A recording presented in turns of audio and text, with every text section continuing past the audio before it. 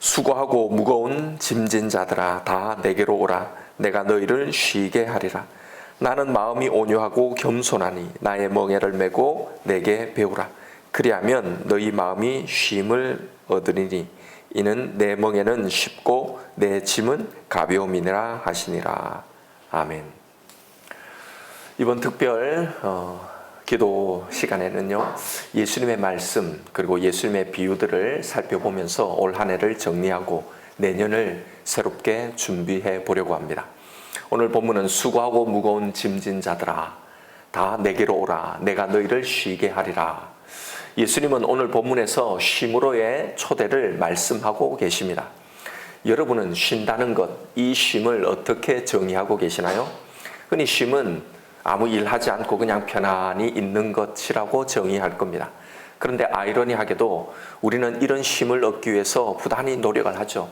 그리고 분주하게 바쁘게 살아가지만 그러나 정작 쉼을 얻고자 이렇게 열심히 노력하면 할수록 이 쉼이라는 것이 우리의 삶이라는 이 자리에서 점점 멀어져 간다는 걸 느끼게 됩니다. 마치 동화 속 무지개를 쫓아다니는 이런 소년의 이야기처럼 말이죠. 오늘 본문은 오늘 예수님의 이 말씀에서 우리에게 필요한 진정한 쉼이란 무엇인지, 그리고 그 쉼을 우리는 어떻게 얻을 수 있는지를 말씀하고 계십니다. 예수님은 너희가 쉼을 얻으려면 나에게 배우라 라고 말씀하시는데요. 뭘 배우라는 걸까요? 29절의 번역은 원문 순서와는 조금은 달라서 좀 애매하게 우리에게 다가오고 있는데요. 원문의 순서와 그 의미를 살려서 번역을 하면 이렇게 됩니다. 나의 멍에를 배우라. 나의 멍에를 메고 나에게 배우라. 무엇을?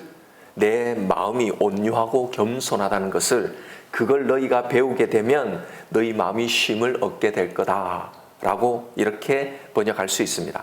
즉 이 말씀의 의미는 예수님 당신이 주시는 진정한 이 쉼을 얻기 위해서 우리가 주님께 배워야 할 게 있다는 겁니다. 그것이 바로 주님의 온유와 겸손이라는 말이에요.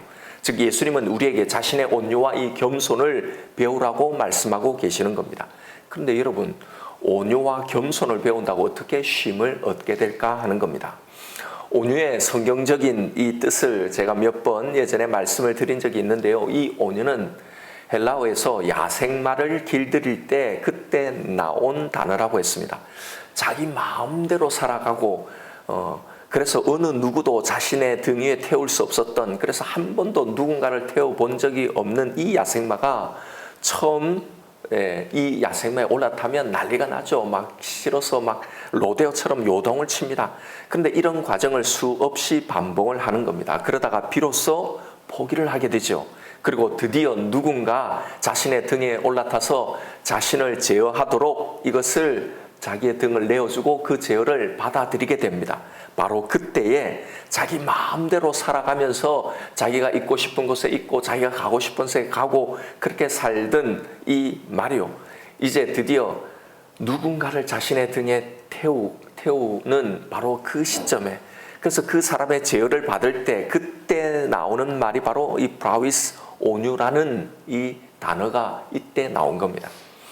여러분, 하나님이 마음껏 올라타서 나를 조종하시고 나를 쓰시도록 내 등을 내어드리는 것, 철저히 그분의 쓰시기에 합당하게 길들여진 이 상태, 바로 이것이 주님이 오늘 우리에게 배우라고 하신 온유인 겁니다.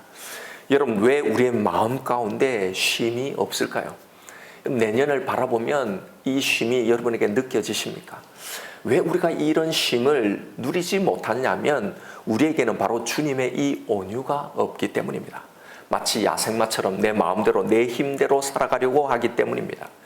내가 생각하고 내가 근심하고 내가 걱정하고 내가 계획을 세우고 내가 추진하고 내가 노력하고 다 내가 하는 거예요. 내가 한 번도 주님을 내 위에, 내 등 위에, 내 삶 위에 태우고 온전히 그분의 다스림을 받지 않기 때문입니다.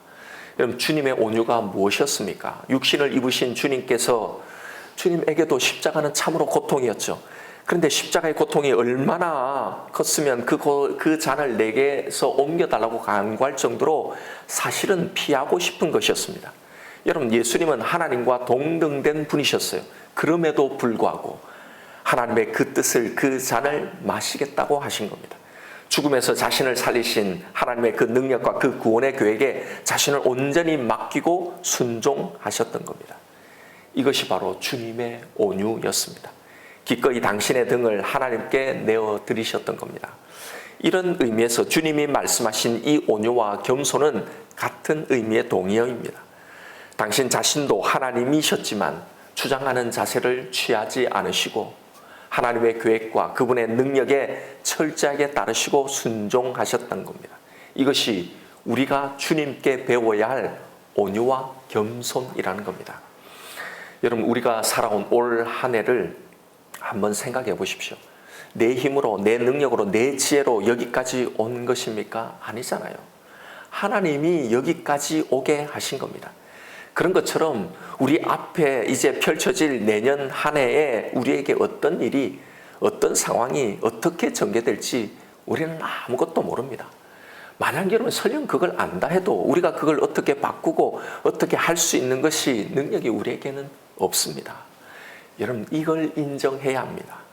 오직 하나님의 그 선하신 계획 속에 있다는 이걸 믿어야 하는 겁니다. 바로 이게 겸손입니다.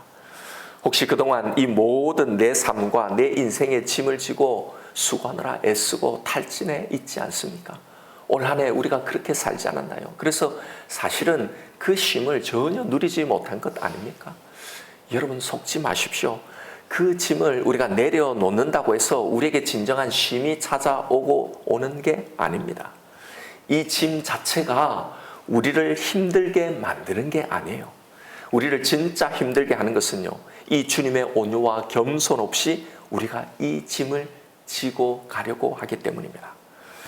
여러분은 지금 나의 등을 주님께 내어드립니까?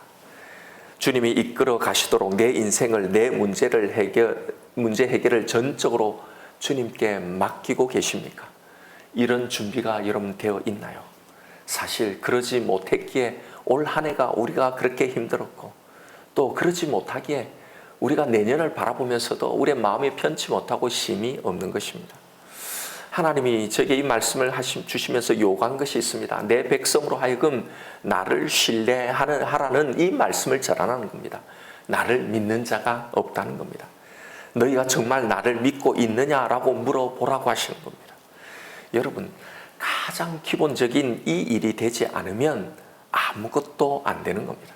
정말 성경에 그 하나님을 믿지 않는데 그 하나님께 우리가 아무리 간구하고 아무리 예배드리고 아무리 기도하고 헌신해도요, 그게 무슨 의미가 있을까 하는 겁니다. 그래서 여러분, 우리의 인생의 모든 문제, 사실 우리의 신앙의 모든 문제는 하나님을 신뢰하지 않은 데서 다 오는 겁니다. 다 잘 믿는 것 같지만 곰곰이 내 마음을 한번 성찰해 보십시오. 우리는 사실 정말 지독히도 안 믿어요.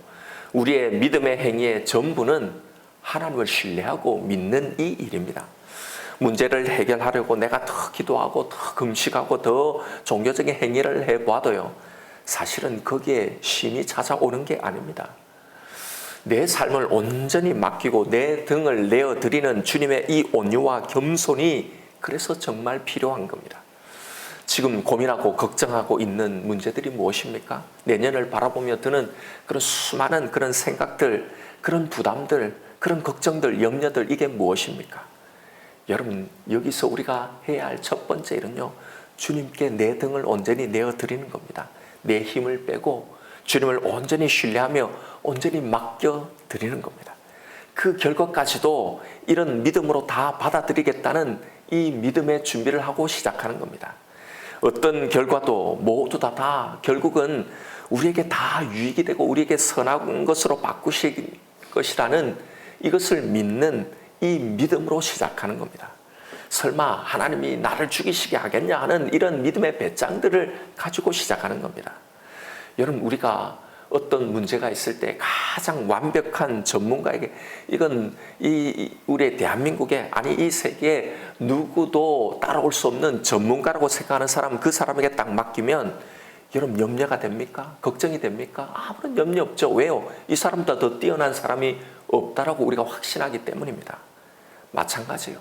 우리를 가장 잘 아시고 가장 사랑하시는 그 하나님이 올해 우리를 이렇게 이 자리까지 인도하고 자라나게 하시고 인도하셨던 것처럼요, 내년에 우리의 삶도 그렇게 하실 거란 말입니다. 이 믿음으로 시작하십시다. 여러분 두려움 없이 담대히 시작하십시다. 내 등을, 내 인생의, 내 삶의, 내년의 모든 것의 이 주도권을 이제 주님께 온전히 맡겨드리고 내어드리십시다. 이것이 내년을 준비하면서 우리가 해야 할 가장 첫 번째 일입니다. 여러분 그래서 이 기도를 계속 하십시오. 진짜 하나님을 신뢰해야 이걸 맡길 수 있거든요. 그래서 내년에 어떤 일이 일어나도 하나님의 그 선하심에 있다는 것을 믿을 때 우리 마음에 진짜 쉼이 오는 것입니다. 여러분 지금은 그것이 좀 좁은 길 같고 이게 될 것 같지 않는 실패일 같고 손해보는 길 같고 더디 가는 어리석은 길 같아 보여도요. 여러분 보십시오. 결국은 그것이 가장 빠른 지름길입니다. 이 믿음이 우리의 마음과 우리의 영혼을 정말로 주님이 주시는 그 쉼을 누리게 하고 쉬게 만드는 것입니다. 여러분 오늘 무거운 짐을 진 우리에게 하시는 이 말씀을 들으십시다. 주님의 이 온유, 이 겸손으로 이 짐을 지십시다. 내년에 이 모든 것들을 주님께 맡기고 나아가십시다. 이 약속, 이 복음 안에 담긴 그 사랑을 신뢰하겠다고 믿겠다고 이제 이것을 누리겠다고 기도하며 나가십시다. 주님의 이 온유, 이 겸손을 따라가며 바로 그걸 통해 진정한 쉼을 이제 누리시는 저와 여러분 우리가 되기를 주님의 이름으로 축원드립니다.